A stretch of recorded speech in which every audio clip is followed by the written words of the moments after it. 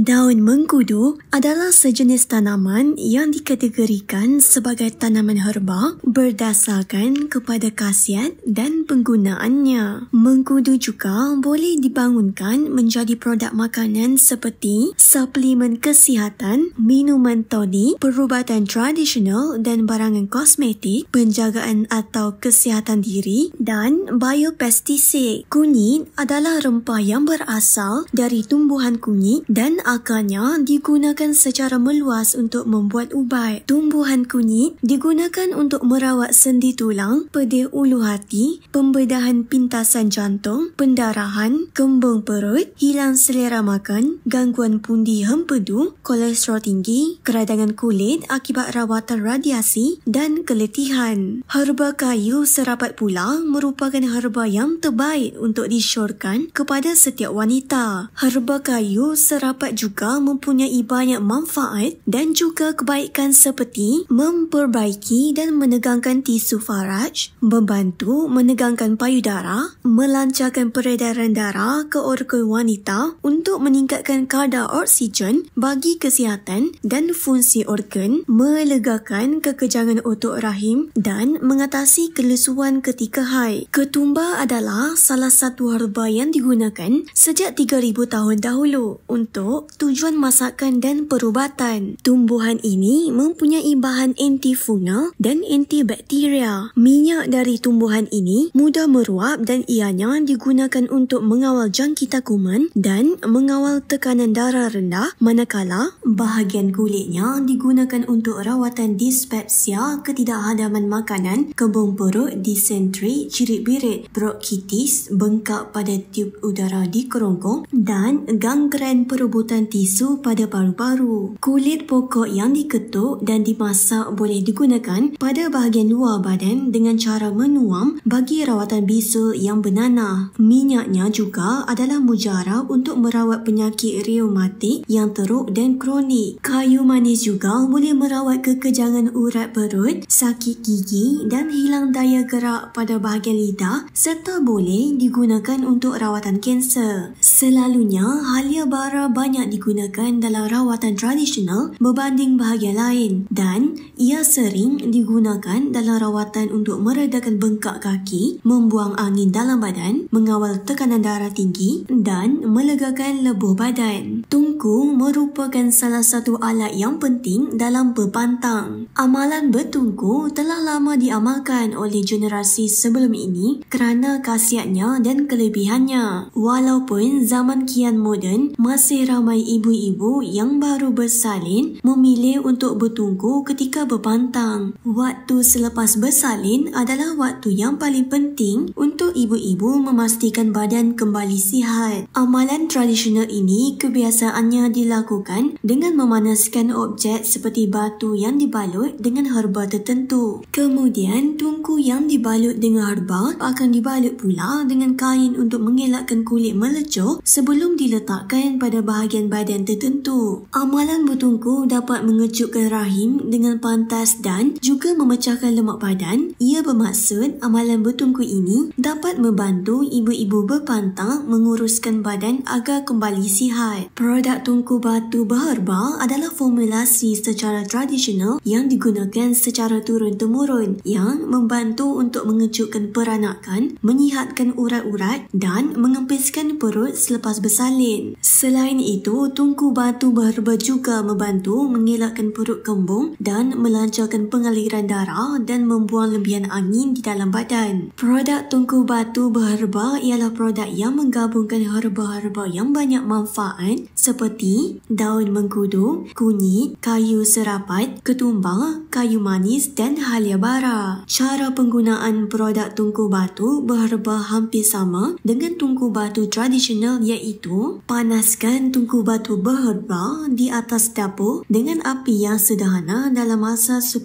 minit. Selepas itu, biarkan seketika dan kemudian masukkan ke dalam sarung tungku yang telah disediakan. Bagi wanita-wanita yang mengambil remeh remeh amalan bertungku ketika berpantang, anda perlu mengambil tahu akan kesan buruknya kerana mungkin anda tidak nampak akan kesannya pada masa terdekat. Namun, di masa hadapan nanti, anda akan mula terasa kesannya pada diri anda.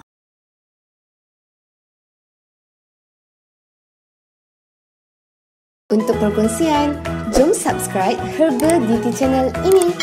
Kami akan kongsikan pelbagai jenis kebaikan herbal yang lain. Jumpa lagi untuk video yang akan datang hanya di Herbal Beauty Channel. Sihat-sihat selalu!